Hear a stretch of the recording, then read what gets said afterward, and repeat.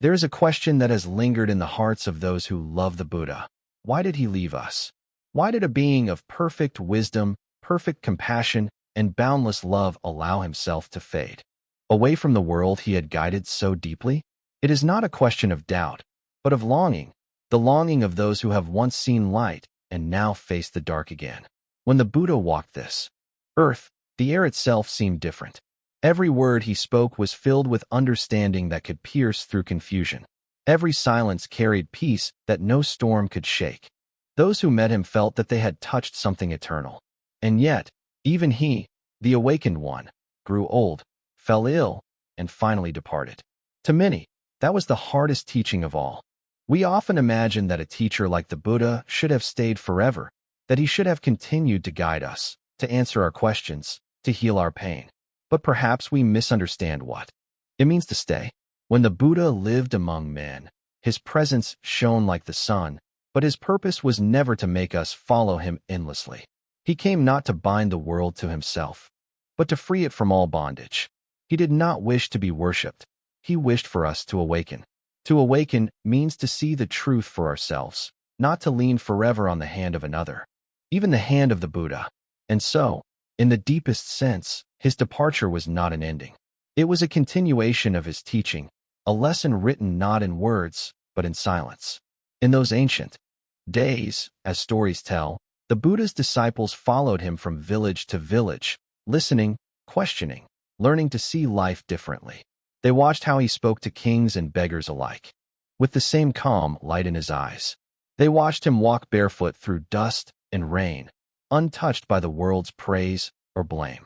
For over 40 years, he gave everything he had, his voice, his time, his care, his very body, for the sake of awakening others. And when that time was complete, he did what no worldly teacher could do. He showed that even the greatest life must bow to the law of impermanence. By leaving, he taught what even his words could not express. If we listen closely, we may hear that his departure was not out of coldness, but out of compassion. Imagine if the Buddha had chosen to stay forever. Would we ever learn to walk the path ourselves? Would we not always look outward, waiting for him to guide us, instead of looking inward, where his wisdom truly lives? The Buddha knew the danger of attachment, even the attachment to him. He said, "One who sees the Dhamma sees me." This was his way of reminding his disciples that truth is not bound to any form. It cannot die, because it was never born. The physical body of the Buddha was a vessel of teaching, but the essence of the Buddha, the awakened mind, cannot vanish. To say that the Buddha left us is to see only half the picture. In truth, he never truly left. What he left behind was the illusion that anyone can stay forever. What he gave us was a path, a living direction toward awakening. When we understand this, the sadness of his passing turns into gratitude. His departure was his final act of love, the moment when he let go completely, so that we might learn to let go too. The world mourned him, but in that mourning, the seed of wisdom was planted. Because he left, his followers were forced to remember, to reflect, to live the teaching, not merely hear it. They began to see that the Buddha's real home was never a place, and his real form was never his body. His home was the truth, and his form was the mind that sees clearly. When we hear that the Buddha passed away, we often imagine it as loss. But what if it was not loss, but fulfillment? To pass away from the world of form is not to disappear into nothingness, but to be free from the cycle of coming and going. The Buddha had already shown what it means to live without grasping, to act without attachment. His final breath was simply the last step in that same journey. It was not escape, it was completion. The teacher who had spoken of impermanence all his life could only prove it fully by surrendering to it himself. In this way, his death was not a tragedy. It was a teaching more powerful than any sermon. Even now, more than 2,000 years later, that teaching still breathes through the silence of temples and the hearts of seekers. When we close our eyes and listen deeply, we can still hear him saying, "All conditioned things are impermanent." It is both a warning and a comfort. It reminds us that nothing we love can last, but it also frees us from fear. Because if everything changes, then even sorrow changes too. The Buddha's absence invites us to look closer, to realize that the true refuge is not in a person, but in understanding. He left us so that we could find that understanding within ourselves. So, when we ask, why did the Buddha leave us? Perhaps we should also ask, did he ever truly leave? The answer lies not in the past, but in this very moment, in the breath, in awareness, in the stillness of seeing things as they are. When the mind awakens to truth, the Buddha is here. Again, not as a man of history, but as the living presence of wisdom. The story of his departure is the story of our awakening. He did not leave to abandon us. He left to remind us that the light we seek has always been shining inside. As the final days of the Buddha's life approached, the air seemed to grow still around him, as if the world itself were preparing for silence. He was already more than 80 years old. His body, once strong and full of life, had grown thin and frail. His steps were slower now, yet his eyes remained calm, clear, and filled with gentle light. Those who walked beside him could sense that something sacred was near. They knew he would not stay much longer, but they also knew he was at peace. There was no fear in him, no clinging to life, no sorrow for what was ending. To the Buddha, even death was simply another moment of truth to be understood and accepted. On his final journey, he traveled with his faithful attendant, Ananda, from place to place, meeting those who wished to see him one last time. People came from every village along the road. Monks, nuns, farmers, mothers carrying children, even kings and wanderers, all gathered to pay respect to the one who had shown them the path out of suffering. They wept at his feet, but he spoke to them gently, reminding them to let go of attachment and to find peace within themselves. He did not wish them to mourn, but to understand. Do not depend on anyone else, he said. Be a light for yourselves. Those words, spoken in his final days, were both a farewell and a blessing. As he reached the town of Kusinara, his body had grown very weak. The journey had been long, and his last meal brought pain to his stomach. Yet even as sickness spread through him, his mind remained unshaken. He asked Ananda to prepare a resting place between two great sal trees. The forest was quiet except for the soft sound of leaves moving in the wind. The sun was low, and the air glowed with a golden hue. The Buddha lay down on his right side, one hand under his head, the other resting peacefully along his body. Around him, monks gathered in silence, their hearts trembling between love and sorrow. The sal trees, it is said, began to bloom out of season, showering pale flowers over him as though nature itself wished to bow. Even the sky seemed to soften, birds grew still, and the wind carried a sense of deep calm. Ananda wept quietly at his side, unable to hold back the grief that filled him. The Buddha looked upon his dear companion with compassion and said, "Do not grieve, Ananda. Have I not told you many times that all things must pass away? It is in their nature to arise and to cease. Nothing remains forever." His voice was calm, but in those simple words lay the very heart of his teaching. Through the night, the disciples gathered close. Some sat in meditation, some watched in silence, and some whispered softly about all that he had taught them. The forest was filled with a strange, peaceful light, as if the world itself had paused to witness this moment. As dawn approached, the Buddha spoke again, offering his last teaching. All conditioned things are impermanent. Strive on with diligence. These words would echo through centuries as his final message, not a cry of sorrow, but a call to awakening. He did not leave them with rituals or promises of heaven. He left them with the truth of impermanence, the same truth he had lived by all his life. To the end, he showed no fear, no regret, only stillness. His breathing grew softer, his face remained serene, and in that quiet dawn, the great teacher slipped beyond the reach of time. There was no thunder, no sign of wonder, only silence.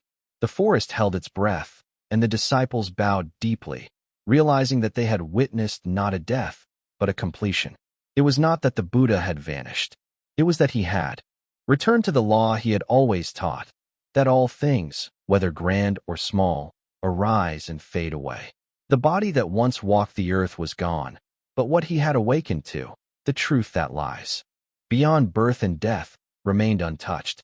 His leaving was not a loss. It was the most perfect expression of his wisdom. He had shown the path by walking it to its very end. When the monks later collected his relics, and built places of remembrance. They did not do so to hold on to the past, but to remind themselves of what he had shown them. The relics were symbols of gratitude, not of clinging. The Buddha had not asked for temples or statues. He had asked for mindfulness, kindness, and understanding. He had asked for living hearts that carry his message forward, not for monuments of stone. That night in Kusinara was not the end of the Buddha. It was the beginning of the Dhamma's timeless life. From that peaceful departure, a new light spread through the world, a light that could not be dimmed by the passing of a body. The disciples, though heavy with sorrow, began to realize that their teacher had never truly left. His words still echoed within them, his calm still guided their minds, and his compassion still breathed through every act of wisdom. To this day, when one stands beneath the trees in silence and listens deeply, it is as if the same stillness that surrounded the Buddha's final breath remains present in the air. It whispers the same truth that has never faded. All things change, all things pass, and yet, in understanding that, we find freedom. The Buddha's final act was not to escape the world, but to remind it, one last time, that peace is found not in holding on, but in letting go. His departure was not a goodbye. It was a doorway, quietly opened, leading us back to the truth that he had always lived, that nothing is lost, and everything returns to the silence of understanding. When the Buddha's breath faded into silence beneath the trees of Kusinara, the hearts of his disciples broke open with grief. For many years, they had walked beside him, listening to his words, watching the calm way he met every storm. His presence had been their refuge. Now, that refuge seemed gone. The forest that had glowed with peace only moments before felt suddenly empty. The stillness that once carried comfort now pressed upon them like a weight. The monks sat in quiet shock, unable to accept what their eyes were seeing. It was as if the world had lost its center, and all meaning had slipped away. Ananda, his devoted attendant, could not hold back his tears. He had been with the Buddha through countless days and nights, always at his side, caring for him, learning from him. The thought that he would never again hear that gentle voice filled him with sorrow. He knelt beside the body of his teacher and cried, "Too soon, Lord, too soon you have gone." His tears were not of ignorance, but of love, the kind of love that still carries traces of clinging, a love that has not yet learned the peace of letting go. Many others wept with him, for they too felt the same ache in their hearts. They had known suffering before, but never like this.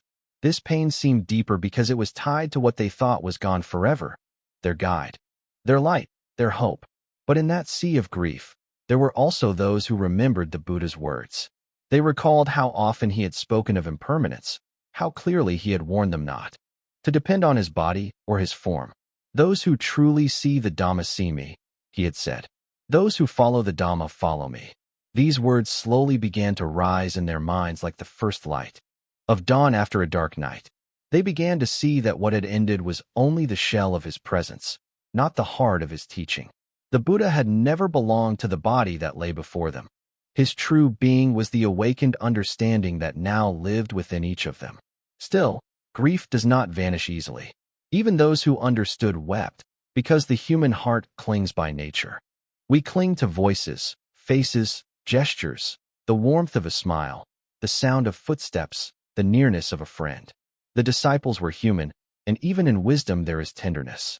They had loved the Buddha deeply, and love always feels the sharpness of loss. Yet that loss, too, became a teacher. In their pain, they could feel the truth he had spoken all along, that nothing in this world can be held. Everything that arises must pass away. Their tears were not in vain. Through them, they began to see the nature of attachment, and through that seeing, wisdom quietly grew. After the Buddha's body was honored and burned with care, the disciples gathered together, uncertain of what to do next. Some wanted to return home, feeling that their purpose had ended. Others wanted to build a shrine, to preserve his memory. But among them were those who spoke with calm voices, reminding everyone that the Buddha's wish was not to be worshipped, but to be remembered through practice. They recalled how he had told them, "The Dhamma and the discipline shall be your teacher after I am gone." Slowly, the grief began to settle into a deeper silence, not the silence of emptiness, but the silence of reflection. It was Ananda who felt this transformation most deeply. At first, he had been crushed by sorrow, unable to see beyond his pain. But as the days passed, he began to meditate on his teacher's words. He remembered every teaching, every conversation, every quiet glance. The Buddha had never taught them to cling, but to see. To see clearly was to be free. One night, as Ananda sat alone beneath the same stars that had once shone over the Buddha's face, a new understanding arose within him. He realized that his grief was not proof of love lost, but proof of love misunderstood. To love truly was not to hold on, but to continue the path. The Buddha had not left him. He had simply handed him the light and stepped aside. The disciples began to gather once more in unity. Together, they recited the teachings, recalling each sermon and dialogue, word by word, from memory. Their voices carried through the night air, steady and clear. It was as if, through them, the Buddha spoke again. The Dhamma had not vanished. It lived in their minds, in their voices, in their effort to remember and to share. The community of followers became the living body of the Buddha. His presence no longer walked on 2 feet, but through countless hearts that had touched the truth. As time went on, grief slowly turned into reverence, and reverence into wisdom. The pain of loss became the soil in which understanding grew. The disciples began to see that their teacher had never been a savior to be clung to, but a mirror that had reflected their own potential for awakening. The Buddha's departure was not a tragedy, it was an invitation. It was as if he had stepped aside so that they could finally stand in their own light. His silence was not emptiness. It was a message without words, saying, "Now it is your turn." The world mourned him, but through that mourning, the truth deepened. The disciples who once depended on his presence now depended on their practice. They began to walk the path not as followers, but as discoverers of the same timeless truth. Their faith was no longer built on the man who had taught them, but on the understanding that had awoken within them. This was the true legacy of the Buddha, not his body, not his image, but the flame of awareness passed from heart to heart. And so, the grief that once filled the forests of Kusinara slowly turned into peace. The tears that had fallen became a kind of silent offering, not of sorrow, but of gratitude. The disciples now saw that the Buddha's leaving was not an end, but the beginning of a deeper journey. He had not abandoned them. He had given them everything: the path, the truth, and the courage to walk it. In the quiet after his passing, the world learned its most difficult and most beautiful lesson, that even in loss, there is awakening, and even in absence, there is the presence of truth. From the beginning of his teaching life, the Buddha never wished to be followed as a master who rules over others. He was not a prophet asking for worship, nor a god seeking obedience. He was a guide, a human being who had discovered the truth through his own direct seeing, and who wanted others to discover it too. Every time people tried to glorify him, he gently turned their attention back to the Dhamma. He would say, "One who sees the truth sees me." He did not want his followers to depend on him forever. His purpose was not to create a religion built around his name, but to show the path that leads beyond names and forms, the path of awakening that each person must walk alone. Even during his lifetime, many sought comfort in his presence. When the Buddha walked into a village, people felt peace simply by seeing him. His calmness, his compassion, and the clarity in his eyes made everyone believe that as long as he was there, everything would be all right. But he knew that such dependence could not last. He knew that one day he would have to leave, and the disciples would need to find strength not from his image, but from their own understanding. It was never his wish to make the world circle around him. Instead, he wanted to turn the world toward itself, to the truth that lies within. The Buddha's entire mission can be seen as an act of gentle letting go. He let go of his royal life, his family, his comfort, his fame, and finally, even his body. Each step of his journey was a teaching in itself, showing that real peace does not come from what we possess, but from what we release. If he had chosen to stay forever, the lesson of letting go would have remained incomplete. His departure was his final teaching, a living proof that even the most enlightened being must obey the law of impermanence. It was not a loss to be mourned, but a message to be understood. Throughout the years, his followers often asked him for blessings. for protection, for miracles. Yet, the Buddha always reminded them that true power does not lie in his hands, but in theirs.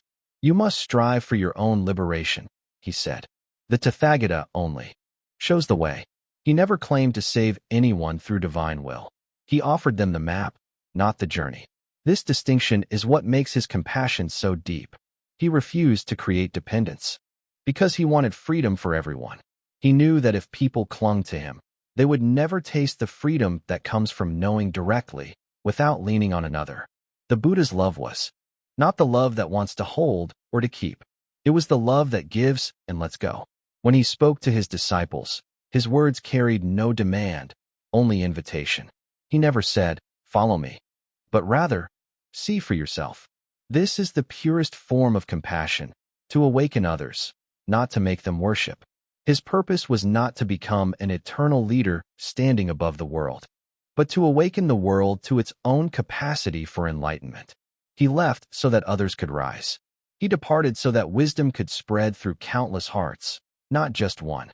Imagine if the Buddha had stayed forever, if his body had never aged, if his presence had continued through centuries. Would we truly learn what impermanence means? Would we still strive to practice when the teacher was always near? Probably not. We would have turned him into a shelter against fear instead of a mirror of truth. The Buddha saw this danger. That is why he told his disciples to rely not on him, but on the Dhamma and the discipline. The Dhamma will be your teacher after I am gone, he said. He was preparing them for independence, not devotion. His departure was not a withdrawal of love, but the highest expression of trust that his disciples could walk the path themselves. The Buddha's wisdom was like a lamp that lights other lamps. He never wanted his flame to be the only one burning. Once the flame was passed on, it was right for the original lamp to be set down. His leaving was a sign that the light had spread enough for others to carry it forward. And indeed, it did. After his passing, the Dhamma continued to shine through the hearts of monks and lay people alike, through every generation that practiced with sincerity.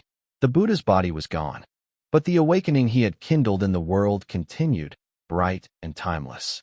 To awaken, as he taught, means to see things as they really are. It means to understand that nothing truly belongs to us. Not even the teacher, not even the path. The path must be walked, but it does not belong to anyone. When his disciples finally understood this, they realized that the Buddha had never left them. He had simply shown them where to look, inward. The truth he discovered was not locked inside his mind. It was the nature of all existence. Anyone who sees it becomes, in that moment, what he was, awakened, free, beyond the reach of birth and death. That was his true intention from the very start. He wanted to awaken others, not to build a world around his image. His silence in death was no different from his silence in meditation. A silence full of meaning, a silence that says, "Now, you must see for yourselves." The greatest gift he gave humanity was not comfort, but courage, the courage to walk alone into the heart of truth. In the end, the Buddha did not leave because he wanted to go. He left because he had fulfilled his purpose. He had turned the eyes of countless beings toward the truth that does not age, does not die, and does not depend on anyone's form.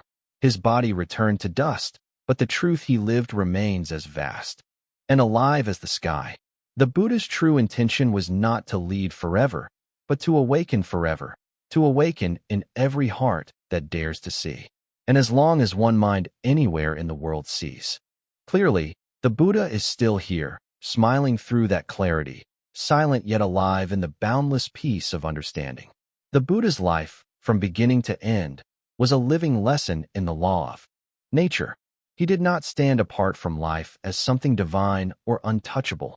He was part of it, breathing, aging, a being born under the same sky as everyone else. From the moment of his birth to the moment of his passing, he showed that all things move within one rhythm. Everything that arises must pass away. This truth is so simple that the mind resists it. We want to believe that love, youth, joy, and even life itself can somehow last forever. But the Buddha never looked away from change. He faced it, understood it, and taught that peace comes not from fighting impermanence but from seeing it clearly. In his final days, as his body grew frail, he did not resist the truth of decay. He accepted it as naturally as he accepted the sunrise and sunset. To the Buddha, the body was only a collection of conditions, bones, blood, breath, and thought, coming together for a time before dissolving again. He once said, "Just as the dewdrops vanish when the sun rises, so too do all things fade when conditions end." When his own body began to fade, he was not afraid. He had seen through the illusion of ownership. He knew that the body was never mine. The mind was never mine. What we call self is just a dance of conditions appearing for a moment in the vast flow of nature. This was why the Buddha never sought to escape nature. He did not rise above it like a god. He moved with it in harmony. He saw that even the smallest leaf follows the same law as the greatest mountain. Both are born, both grow, both decay, and both return to the earth. He once pointed to a flower and told his disciples, "See how it blooms and fades. That is the nature of all things." To see this is to see truth. When we look at a flower, we may see beauty, but the Buddha saw both beauty and ending, and because he saw both, he was free. When people asked if he could stop aging or avoid death, he smiled. Even he, the awakened one, could not go against the law of nature. The body obeys no one's command. The heart beats, the breath moves, the cells change, and in time, all of it ceases. To fight this is to suffer endlessly. To understand it is to rest in peace. The Buddha's calm in the face of death was not indifference. It was deep understanding. He had spent his whole life teaching others that nothing in this world can be held, not even life itself. To see that clearly is to lose all fear. After his passing, many could not accept that even the Buddha's body had to die. Some thought that an enlightened being should be above such things. But the truth is deeper than that. Enlightenment does not mean escaping the laws of existence. It means awakening to them. The Buddha's wisdom was not about conquering nature, but living in full awareness of its flow. By showing that even he was subject to decay, he taught the purest lesson of all, that the law of change is universal, that no one and nothing stands outside it. If we look closely, this truth is everywhere. Day becomes night, night becomes day. The seasons turn without pause. The child becomes the adult becomes the elder, and the elder returns to the earth. Even mountains crumble, even rivers dry, even stars burn out in time. Everything that begins carries within it the seed of its ending. The Buddha saw this not as a reason for despair, but as the doorway to wisdom. For if everything changes, then no sorrow can last forever either. Even pain, loss, and grief arise and pass away. In seeing impermanence, the Buddha discovered a peace that nothing could destroy. When he told his disciples, "All conditioned things are impermanent," he was not speaking only of death. He was pointing to the whole movement of life, thoughts that come and go, emotions that rise and fade, relationships that begin and end, moments that appear and vanish before we can even grasp them. The problem is not that things change, but that we cling to them as if they shouldn't. We cling to pleasure, to youth, to certainty, and even to people we love. And when they pass, we suffer. The Buddha's path was not to harden the heart, but to open it so fully that it could see the beauty of change without fear. In truth, impermanence is not cruel. It is what allows life to exist at all. Without death, there would be no birth. Without endings, there would be no space for beginnings. The leaf falls, and from its decay, new life grows. The rain ceases, and from the dry earth, flowers bloom. The Buddha understood that the cycle of arising and passing is not a tragedy. It is the very heartbeat of existence. His serenity came from accepting this rhythm completely, without resistance. So when his own body grew weak, when the pain of illness came, he did not curse it or hide from it. He simply watched it as another passing condition, like the tide that comes and goes. The body aged, the mind remained free. When the final moment came, there was no struggle, no fear, no clinging, only awareness. The great silence that followed his last breath was not emptiness. It was the quiet truth of nature itself, complete and whole. To understand this is to understand why the Buddha could never truly die. The body returned to dust, but the truth he embodied cannot vanish. The Dhamma, the law of arising and passing, is not something he created. It was always there, waiting to be seen. He simply uncovered it and showed it to the world. That law continues, shaping every moment of our lives. Every breath, every sound, every heartbeat arises and disappears in that same rhythm. The Buddha's death was not the end of the Dhamma. It was its perfect expression. When we look at the world through his eyes, we see that everything, joy, pain, birth, death, is part of one great dance of impermanence. Nothing is fixed, nothing owned, nothing lost. The Buddha left us not with despair, but with understanding. That peace is not found in stopping change, but in flowing with it. The same wind that blows away one leaf carries another into bloom. The same law that ends a life gives birth to countless others. In that endless movement, there is no true loss, only transformation. The Buddha did not escape the law of nature, he revealed it. And in doing so, he showed us the way to freedom, not freedom from life, but freedom within it. Everything arises, everything passes away, and in the clear seeing of that truth, the mind finds its stillness. The Buddha's calm smile in his final hour was not a mystery. It was the natural peace of one who had finally become one with the rhythm of the world. After the Buddha's body was gone, many of his followers felt a deep emptiness. They cried, asking each other, "How can we live now that the Master has left?" But the Buddha had prepared them for that moment long before. He knew that human hearts always look outward for something to hold on to, a teacher, a god, a form, a voice. Yet his whole life had been a teaching to turn inward, to look not at his image, but at the truth he embodied. When the disciples gathered around his resting place, he had said his final words, "All things are subject to decay. Work out your own liberation with diligence." In those few words, he gave the key to understanding that he had not truly gone anywhere. What passes is form, but what remains is truth. The Buddha never asked anyone to worship him. He did not want temples built from stone. He wanted understanding built from insight. He said, "He who sees the Dhamma sees me." That means the Buddha can never be separated from truth. When we see clearly the nature of life, its arising, its fading, its empty beauty, in that seeing, the Buddha is present. He is not a person walking on earth anymore, but a living reality in the heart of all who understand. His body perished, but the Dhamma he revealed is timeless, beyond death. It does not depend on temples, statues, or even scriptures. It lives in the awareness that sees things as they are. To say that the Buddha left us is to misunderstand what he became. He did not vanish into some distant heaven, nor did he remain trapped in human memory. He became the law that governs all life, the natural order, the rhythm of cause and effect, the truth of impermanence and peace.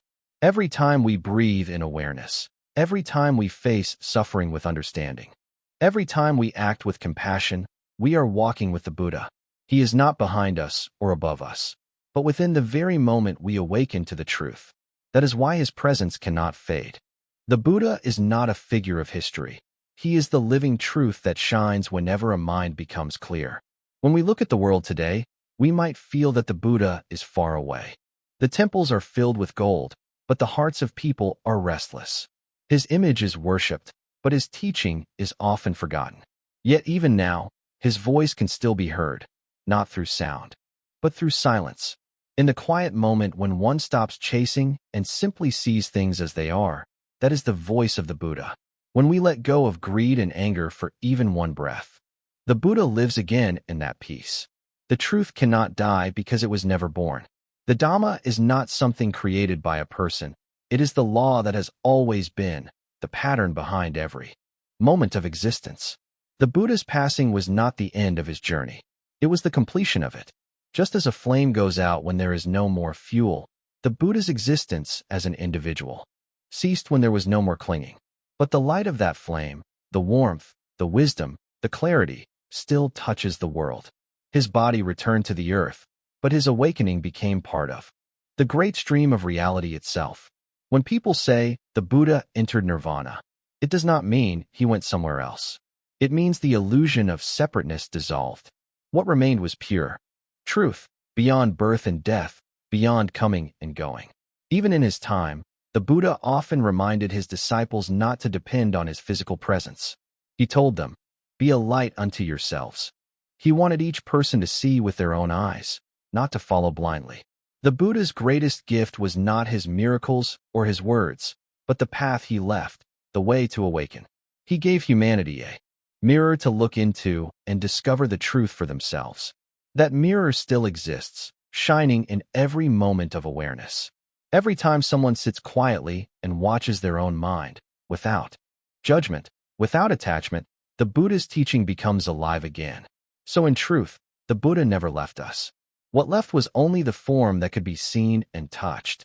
What remains is the essence that can be lived. The Buddha was like a seed planted in the soil of human consciousness. His body may have been the seed that perished, but from it grew a tree whose roots reach into every heart that seeks peace. That tree still gives shade today, and its fruits are compassion, wisdom, and freedom. The Buddha's presence is not found in statues or scriptures, but in the living experience of truth. When you feel a moment of genuine kindness, when your heart understands without clinging, that is the Buddha living in you. People often look for the Buddha outside themselves, in relics, in rituals, in distant lands. But the true Buddha cannot be found that way. The Buddha is the awareness that sees, the silence that understands, the compassion that acts without selfishness. When you are mindful, the Buddha walks beside you. When you are honest with yourself, the Buddha speaks through you. When you forgive, when you let go, when you see the world as it is without fear, the Buddha breathes through your heart. This is why he said, "He who sees the truth sees me." It was not poetry, it was literal.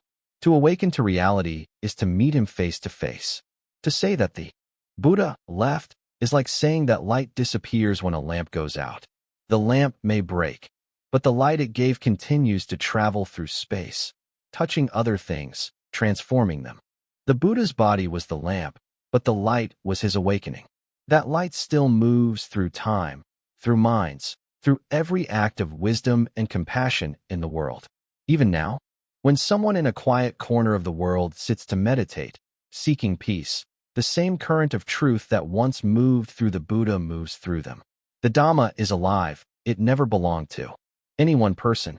So, the Buddha did not leave us. It is we who sometimes lose sight of him, clouded by our own desires and fears. The truth he revealed has never gone anywhere. It waits patiently, beneath the noise of our minds, ready to be seen again. The moment you stop running, stop clinging, stop pretending, in that stillness, the Buddha is right there. Not as a memory, not as a statue, but as the clear knowing that sees everything just as it is. The Buddha became truth itself, and truth cannot die, cannot fade, cannot leave. It is always here, shining quietly, waiting for us to open our eyes. When people say, "The Buddha is gone," they usually mean that he passed away, that his body turned to dust, and the world lost its greatest teacher. But to understand this phrase deeply, one must see beyond the surface. The Buddha did not truly go anywhere. What vanished was only the form, the body made of bones and skin. What remained is the truth that cannot die. When he left his body behind, it was not a loss, it was a completion. He had fulfilled the purpose of life, to awaken fully to the nature of all things. To ordinary eyes, it looked like death. To awakened eyes, it was the perfect peace of one who has nothing left to cling to. To say the Buddha is gone is to speak from the view of attachment, from the place in the heart that still holds on to names, faces, and memories. But the Buddha had already gone beyond all that while he was still alive. When he sat beneath the Bodhi tree, he saw through the illusion of I and mine. From that moment on, there was no longer a being who could be born or die.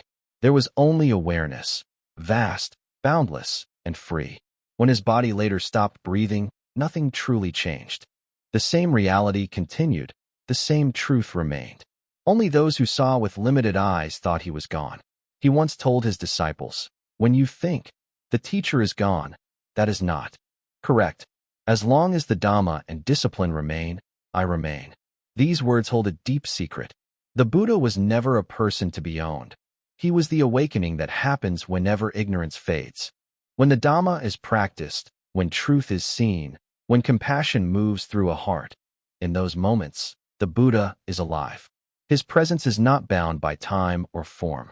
To say he is gone is like saying that the wind disappears when you close your hand. The wind was never inside the hand. It moves freely everywhere. Even the Buddha's disciples had to learn this truth painfully. When he was dying, Ananda, his closest attendant, wept and said, "The world will be in darkness when you are gone." The Buddha looked at him with calm eyes and said, "Ananda, have I not taught that everything dear must pass away? Why do you weep for what cannot stay?" In that moment, Ananda realized that love mixed with attachment always leads to sorrow. The Buddha's compassion had never been about holding on. It was about freeing the heart. The teacher does not leave when the form disappears. The teacher remains as the understanding that blossoms inside the student. If we look at nature, we can see what the Buddha meant. When a flame lights another candle, the first flame may go out, but its light continues. The Buddha was that first flame. His body was the candle, but the light of awakening spread from him to countless others. Even now, 2,500 years later, that same light shines in the hearts of those who see the truth of life. The form is gone, but the brightness remains. This is what it really means when we say, the Buddha has passed away. The light no longer needs a shape. It has merged with the vast space of reality itself. To say that the Buddha is gone is also to test our understanding. It reveals whether we have truly grasped his teaching or not. If we still think of the Buddha as a person who must live or die, then we are still clinging to form. But if we see the Buddha as the truth that awakens in every being, then we understand that he cannot go anywhere. The Buddha lives in every mindful breath, in every act of patience, in every moment when anger is met with understanding instead of hate. The Buddha lives in the silence between thoughts, in the space before a word is spoken, in the compassion that arises without self-interest. That is where he has always been. When the Buddha was alive, people came from all corners of India to hear him speak. Some saw him as a god, some as a philosopher, others as a miracle worker. But those who truly understood saw something far deeper. They saw that the Buddha was not pointing to himself, but to reality. His words were like a finger pointing at the moon. If you stare at the finger, you miss the moon. When he said, "The Buddha is gone," he meant that attachment to the person called Buddha must end so that we can see the moon, the truth he was pointing toward. Only then can we understand his real presence. The Buddha's disappearance from the world was not a tragedy, it was a teaching. His death was his final sermon. He showed that even the most awakened being cannot escape the law of nature. Birth leads to death, coming leads to going. But he also showed that what dies is only what was born. The truth that knows, the awareness that sees, is not born, and therefore it cannot die. When we understand that, the fear of loss fades away. The Buddha's body perished, but the knowing that awakened through him continues to shine in every moment of awareness in every human heart. To say that the Buddha is gone is like saying that music disappears when the instrument is broken. The instrument may stop playing, but the music still exists in the space around us, waiting for another instrument to express it again. The Buddha's life was that instrument. His awakening was the music. Every time a being wakes up to the truth, the same music is played again, clear and pure. The song of freedom does not belong to any one person. It belongs to the universe. It is the song of reality realizing itself. So when we say, the Buddha is gone, let us not say it with sadness, but with understanding. The Buddha that could walk, talk, and eat, yes, that form is gone. But the Buddha that knew, the Buddha that understood, the Buddha that awakened, that one never left. He is the seeing that watches all things rise and fall. He is the silence that holds everything. He is the peace that cannot be destroyed by time. He is not far away. He is right here, in the stillness of this very moment. The real meaning of the Buddha is gone is that there is nothing left to hold, nothing left to lose. The Buddha dissolved into truth, not a truth hidden in the sky, but a truth shining in every breath we take. If we can see this clearly, then the Buddha is never gone. For us, he walks with us in our mindfulness, he speaks through our compassion, and he lives through our understanding.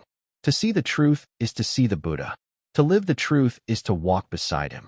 And to awaken, even for one moment, is to realize that he never left at all. When the Buddha's physical form disappeared, What truly remained was not ashes or relics, but a living current that flows through all who awaken. The Buddha never wanted to create followers who simply repeated his words. He wanted to create beings who could see what he saw. His presence was never meant to be locked in time. It was meant to awaken again and again in every person who opens their eyes to the truth. When a heart becomes still, when a mind becomes clear, when compassion replaces anger, in that moment, the Buddha lives once more. He does not return in body, but in understanding. He is reborn not as a person, but as awareness itself. The Buddha once said that the Dhamma and discipline would be the true refuge after he was gone. What he meant was that awakening does not depend on his presence. It depends on our effort. The path remains the same, seeing things as they are, letting go of craving, walking with mindfulness and wisdom. Every person who follows that path continues the Buddha's work. The light he kindled under the Bodhi tree has never gone out. It moves through those who dare to look inward. Every time we pause before speaking, every time we forgive, every time we choose understanding over judgment, that light grows brighter. The Buddha lives in those simple, quiet acts of awakening. We often imagine that awakening is something extraordinary, something beyond reach. But the Buddha showed that it is already here, in the heart that sees clearly. The only reason we do not see it is because we cover it with endless thoughts, fears, and desires. The Buddha did not give us something new. He simply uncovered what was always there. And when we practice mindfulness, when we observe without clinging, we uncover it too. It is not that the Buddha enters us. It is that the Buddha nature that was already here begins to shine again. In this way, he continues to live through our awakening. There are moments in life when we suddenly see things with a clarity that words cannot describe. It might be when we watch the sunrise after a long night, or when we forgive someone we thought we could never forgive, or when we realize that our anger has caused suffering and we simply stop feeding it. In those moments, the Buddha is present, not as a memory, not as an image, but as truth revealing itself through us. The same peace that filled his heart fills ours. The same wisdom that saw through illusion now looks through our eyes. This is how the Buddha continues, not in temples or rituals, but in living hearts that awaken. To understand that the Buddha lives through awakening is to see that we are not separate from him. The Buddha is not something we can find outside. He is the capacity within every being to awaken. Even those who have never heard his name can touch that truth. When a mother holds her child with unconditional love, when a stranger helps another without expecting anything in return, when a person faces fear with calm awareness, the same energy that once moved through the Buddha moves through them. The Dhamma does not belong to Buddhism or to any religion. It is the law of life itself, and whoever lives in harmony with it is walking the Buddha's path. The Buddha's message was never about building a world that worships him. It was about building a world that understands itself. He pointed us back to the source, to the mind, to the heart, to direct experience. He said, "In this very body and mind is the world, the origin of the world, the end of the world." That means the key to understanding everything lies within us. When we look clearly into our own mind and see how craving, anger, and ignorance arise and fade, we are continuing the Buddha's journey. His awakening becomes our awakening. His peace becomes our peace. His life continues through our lives. In this sense, every person who walks the path sincerely becomes a reflection of the Buddha, not because they wear robes or chant his name, but because they live with awareness and compassion. The Buddha's presence is not something mystical. It is simple, direct, and human. It is the stillness in the midst of chaos, the clarity in the midst of confusion, the kindness in the midst of pain. When you meet someone whose heart is peaceful, who listens deeply, who speaks truth gently, you are meeting the living presence of the Buddha. Through them, his body may have vanished long ago, but his essence continues to move through human goodness. The world today often feels loud, restless, and lost. We see suffering everywhere, in conflict, in greed, in loneliness. And yet, even in such times, the Buddha's light shines quietly. It shines in those who choose peace over anger, patience over haste, compassion over hate. Every time someone stops the chain of harm, even for one moment. The Buddha's awakening is reborn. His message was never that suffering can be erased, but that understanding can transform it. When we see our pain clearly, it loses its power to control us. That seeing is the Buddha's vision. When we live with awareness, we carry his mind into the world. So, the Buddha lives not through temples, statues, or chants, but through hearts that wake up. His real temple is silence, his real statue is mindfulness, and his real prayer is compassion. To honor him is not to worship, but to awaken. He is not waiting in the sky to be found. He is waiting in our awareness to be remembered. Every breath we take in mindfulness, every act of honesty, every moment of kindness is a step. With him, he did not leave the world. He left a path that leads back to truth. When we walk it, we do not follow him, we become him. In the end, the Buddha's life was a mirror showing us our own potential. He was not a god, but a reminder of what is possible for every human being. When he said, "He who sees the Dhamma sees me," he meant that the Buddha is not one being. It is the awakened mind itself. When we awaken, even for an instant, the Buddha breathes again through us. His voice speaks through our silence. His peace beats within our hearts. That is how the Buddha continues, not as memory, but as awakening living through all beings who see the truth. The Buddha's body turned to dust, but his essence became the space in which all truth unfolds. He does not live in a world far away. He lives in the moment you see clearly. Every time a person chooses understanding instead of ignorance, he returns. Every time a person turns inward and discovers peace where there was confusion, he lives again. And when all beings awaken to the truth that life itself is the Buddha, then no one will ever say again, "The Buddha is gone," for we will see that he was never gone at all. There is a quiet sadness that lingers in the hearts of many who love the Buddha.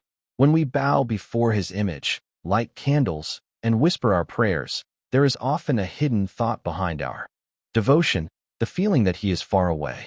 We imagine him as a shining being lost in the past, someone who once walked the dusty roads of India, but now exists only in stories. We look up to his image as if it were a distant star, bright yet unreachable. And in that distance, we feel alone, as if the Buddha's compassion, wisdom, and calm have vanished from the world. But this feeling of separation is not the Buddha's doing. It is our misunderstanding. It is the veil of time and ignorance that makes us forget that what he found is still here, waiting quietly within each of us. The Buddha never wanted to be placed on a pedestal or worshipped as a god. When people began to treat him like a divine figure, he gently turned them away and said, "Those who see me as a person have not truly seen me." He knew that attachment to his form would only lead to disappointment. The moment the form is gone, sorrow arises. That is what happened after his passing. People clung to the memory of the man and forgot the meaning of his awakening. Over the centuries, statues replaced silence, rituals replaced understanding, and faith replaced insight. Slowly, the living presence of the Buddha turned into a distant symbol. We began to look for him in gold temples and sacred relics, forgetting that the true temple of the Buddha is within the human heart. The feeling that the Buddha is far away comes from our habit of searching outward. We look for peace outside of ourselves, in teachers, in scriptures, in ceremonies, even in the idea of heaven. But the Buddha's path was always inward. He pointed to the mind and said, "There, in this very body and mind, is the truth." Yet the modern world teaches us to move constantly outward, to chase, to acquire, to compare. We live surrounded by noise and distraction, rarely touching the stillness within. So, even though the Buddha's truth is closer than our own breath, we feel he has vanished. The distance we feel is not physical, not historical. It is the distance between awareness and distraction, between seeing and dreaming. In truth, the Buddha never left this world. His presence has never faded, only our ability to see has weakened. Imagine a clear lake covered by ripples. The reflection of the moon is still there, but the waves make it hard to see. When the water becomes still, the moon appears again. The Buddha's wisdom is like that moon, and our restless mind is the rippling water. When we calm the mind through mindfulness, silence, and compassion, we begin to see his reflection again. Not in the sky, but in the heart. The Buddha has always been here. He is not lost. He is simply hidden beneath our noise, our craving, our endless thoughts. The more we chase the idea of finding him somewhere outside, the farther he seems to move. But the moment we stop running, he returns. The Buddha is not in some heavenly realm, waiting for us to reach him. He is in the pause between thoughts, in the breath that rises and falls, in the gentle awareness that watches all things without grasping. To see this, we must learn to stop chasing images of him and start walking the same path he walked. When we practice patience, when we sit quietly and observe our own mind, when we treat another being with kindness, we are touching the same truth that awakened in him. That is where the real Buddha lives. It is human nature to look for someone to follow. We long for a guide, a protector, a source of comfort. And yet, the Buddha's greatest gift was to show that true guidance lies within. He said, "Be a light unto yourselves." This is not a rejection of teachers or community, but a reminder that no one can awaken for us. The Buddha's presence is not a shield we can hide behind. It is a spark we must ignite in our own hearts. The distance we feel from him is really the distance we keep from our own inner truth. When we dare to face ourselves, our fears, desires, and illusions, the distance dissolves. In that moment, the Buddha is near again, not as an external figure, but as the living wisdom within. Even the disciples who lived with him once struggled with this feeling. After years of walking beside him, listening to his voice, they could not imagine life without him. But he reminded them that his body was not the teacher, the Dhamma was.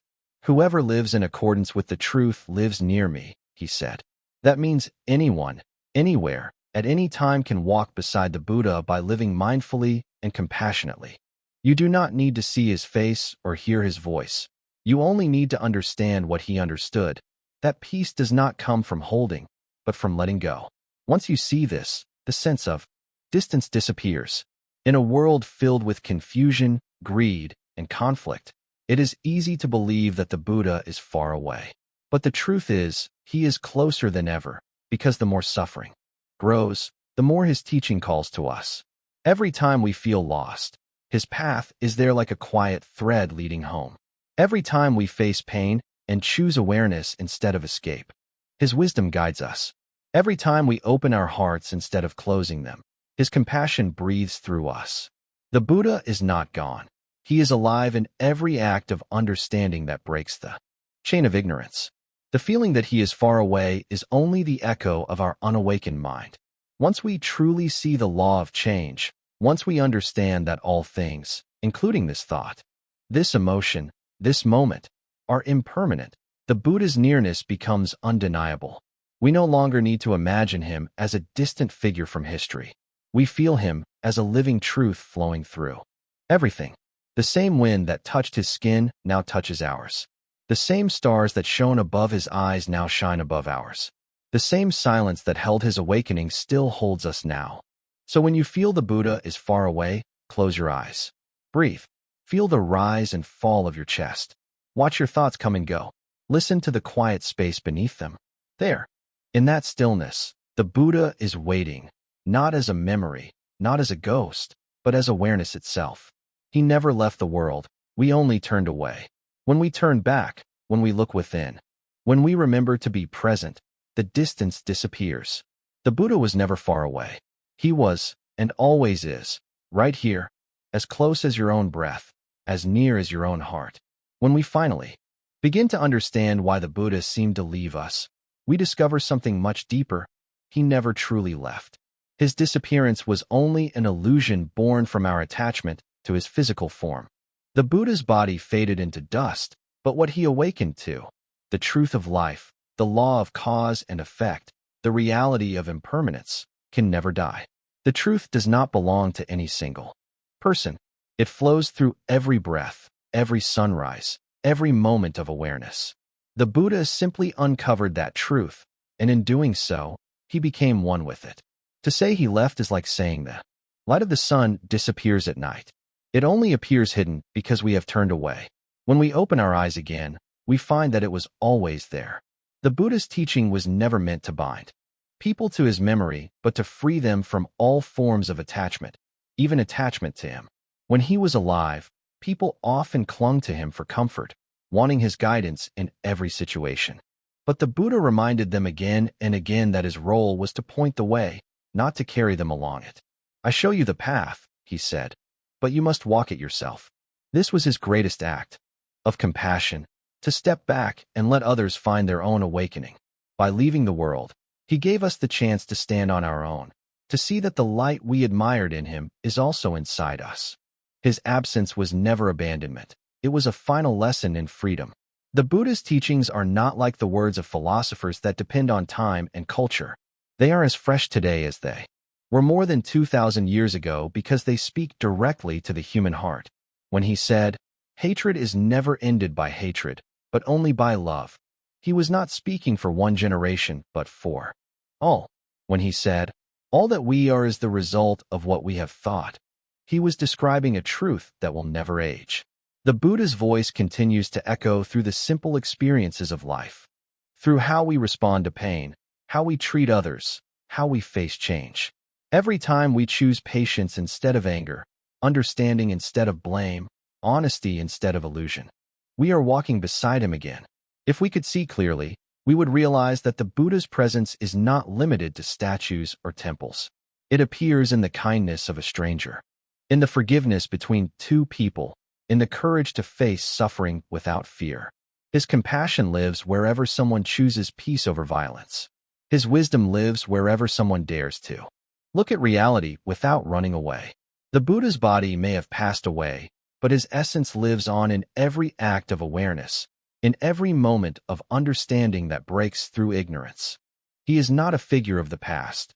He is a living truth that continues to bloom wherever the mind opens. Sometimes people say, "If only the Buddha were here today, he could help us solve our problems." But the truth is, the world has not changed as much as we think. Human hearts still struggle with greed, anger, and confusion.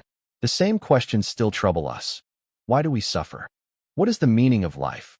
How can we find peace? The answers he gave then are still the answers now, not because they are old, but because they are timeless.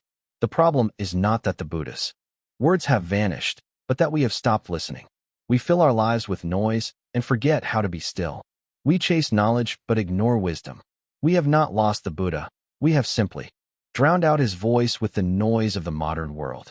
To find him again, we must learn to listen, not with our ears, but with our hearts. When you sit quietly and observe the flow of your thoughts, when you see how craving arises and fades, when you notice how clinging brings suffering, that is when you hear him again. His voice is not heard in words, but in understanding. His guidance is not found in scriptures alone, but in experience. The Buddha is there whenever you stop running and see life as it truly is. When you see that every moment is born and dies, that nothing can be held, that peace arises only from letting go. In that moment, the Buddha lives again through you.